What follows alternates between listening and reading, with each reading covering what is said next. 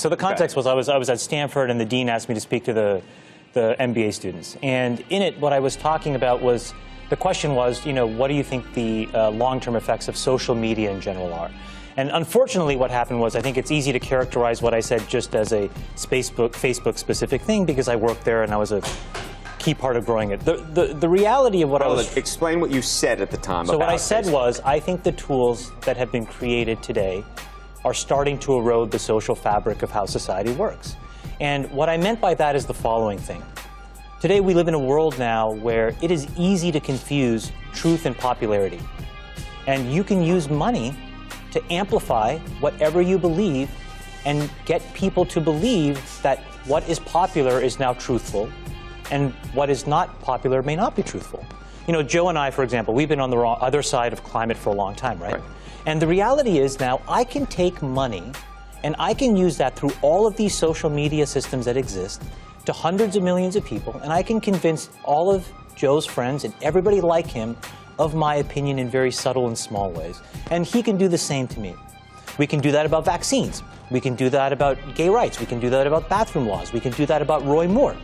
And so I think the question we have to ask ourselves is, how do we live in a world where this is now possible? And so it was about that, but just so I understand, was it, because I read and watched parts of what you were talking about, part of it seemed to me about the ability to pay to manipulate people's thoughts. The other seemed to me to be this sort of ADD society with which the sort of liking and everything else has created this sort of feedback loop that you compared to drugs. We know for a fact that what all of these systems do, every single one, is it exploits our own natural tendencies in human beings to get and want feedback. And that feedback, chemically speaking, is the release of dopamine in your brain. And so what these feedback loops do, and they exist everywhere, in Call of Duty, in other video games, in social networking sites, they get you to react. And I think that if you get too desensitized and you need it over and over and over again, then you become actually detached from the world in which you live. You become callous, you become crude. And you live in front of your screen. But Chamath, let me ask you this, because the thing that I've been so concerned about is Facebook just announcing that you're going to be having some app that you can use when you're 7 to 13. I mean, it's one thing for us to be doing this, but to be hooking your kids on something that you're describing as a dopamine fix at that age, that's crazy. So look, I think in the case of Facebook specifically, I think they have probably done more than any other company, quite honestly, to try to fix it, because of all of the companies, and I've seen them all up close. They're the most, frankly, to be very blunt and honest, the best run and the most technically sophisticated. But they're also emailing me if I haven't logged onto Facebook for a while, saying, hey, did you see the post from so-and-so? Did you see the post from so-and-so? Trying to lure you back in. And again, we can make those decisions as adults, but as children, that is a different... Well, I think the product, and I don't know it quite honestly in as much detail as I should, but I think the way that that product works, because of privacy laws in the United States, you actually have to get parental permission. The point, though, is, and what you're bringing up is, I think, is the most important thing. We all have never taken a step back and actually asked ourselves, how should we be interacting with these things now, 7 years into it? And what should we be expecting of the internet at large? Look, the reality may be the entire business model of the internet may be fundamentally somewhat broken, right? Because we allow ourselves to get interacted with in ways where we don't necessarily control the medium or the messenger. And we are not putting up any barriers to ever give yourself any downtime for that either. Exactly. And so it may mean that we all collectively need to figure out, not just individuals, but also the companies, also governments, quite honestly, how different business models need to exist so that we can actually divorce ourselves from how this stuff is working. You know, I'm in this midst now where we are really scaling up what we're doing as a business. And I meet these people that to me are so iconic that they were sort of like arm's length people that are now sitting face to face, and they treat me like a quasi-peer. I wouldn't say a peer, but quasi-peer. But what I see is, I see some amazing stuff, and I see some utter dysfunction in some of the richest, most important people in the world. And I have to decide, how am I going to act? What am I going to embody? What am I copying? What am I not copying? And so I get a chance to now refine my decision-making and discipline. And so that's how it plays out. I don't know if I answered your question. I'm thinking there's a deep connection between money as an instrument of change and what you're doing now at Social Capital. Look, here's the thing. there's about 150 people that run the world. Anybody who wants to go into politics, they're all fucking puppets, okay? There are 150, and they're all men, that run the world, period, full stop. They control most of the important assets. They control the money flows. And these are not the tech entrepreneurs. Now, they are going to get rolled over the next 5 to 10 years by the people that are really underneath pulling the strings. And when you get behind the curtain and see how that world works, what you realize is it is unfairly set up for them and their progeny. Now, I'm not going to say that that's something that we can rip apart, but first order of business is I want to break through and be at that table. That's the first order of business. And the way that I do that is by proving that I can do what they do as well as they do it. And then do it better than how they do it. Because at the end of the day, they are commercial fucking animals. Okay? And they'll open the door out of curiosity and they'll let me stay because I add value. And then once I'm there, I can open the door for other people who can try to do the same thing.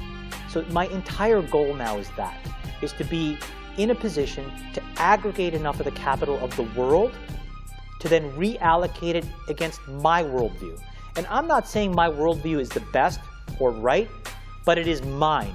And at the end of the day, there are 150 other fucking guys with their worldview, and they don't give a shit what you think about their fucking worldview. That's the truth. And so why not me? Why not? Why not one of you? Why not? So you have these 50-year goals for social capital. Yeah. 3 of them. Yeah. Can you give us your worldview through those goals? So my 2045 ambition for the organization, this is as I see it right now, 2045, is I would like us to employ at least 10 million people through the businesses that we own.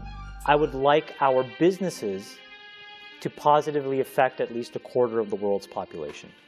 And I would like us to have made cumulatively about $1 trillion. That's my 2045 ambition. I think if we do that, we are the modern face of capitalism for the next 50 years. So how we do that now becomes really important. So if you think about building businesses today that could do any of those 3 things, you have to be technological. You absolutely just have to be. You are not going to build a brick and mortar business that gets anywhere close to those 3 things, number 1. Number 2 is you have to think very broadly about building things that can stand the test of time. Those businesses are by definition hard and non-obvious. And so they compound in scale very slowly. And that's really counterintuitive to the overriding logic of Silicon Valley, which says quick, fast, go. Right? But that kind of premature ejaculation doesn't work if you're trying to fucking be around forever. Like, you gotta be in the flow for decades. Consumer internet businesses are about exploiting psychology. And that is one where you want to fail fast because, people are unpredictable, and so we want to psychologically figure out how to manipulate you as fast as possible and then give you back that dopamine hit. We did that brilliantly at Facebook. Instagram has done it. WhatsApp has done it. Snapchat has done it. Twitter has done it. So there are great examples. WeChat is doing it. There are great examples of failing fast is the right path to exploiting psychology of mass populations of people. I want to bring us back to the point that you were making about exploiting consumer behavior in a consumer internet business. You said that this is a time for soul searching in social media businesses, and you were part of building the largest one. What soul searching are you doing right now on that? I feel tremendous guilt. I think we all knew in the back of our minds, even though we feigned this whole line of there probably aren't any really bad unintended consequences. I think in the back, deep recesses of our minds, we kind of knew something bad could happen. But I think the way we defined it was not like this. It literally is a point now where I think we have created tools that are ripping apart the social fabric of how society works. That is truly where we are. And I would encourage all of you, as the future leaders of the world, to really internalize how important this is. If you feed the beast, that beast will destroy you.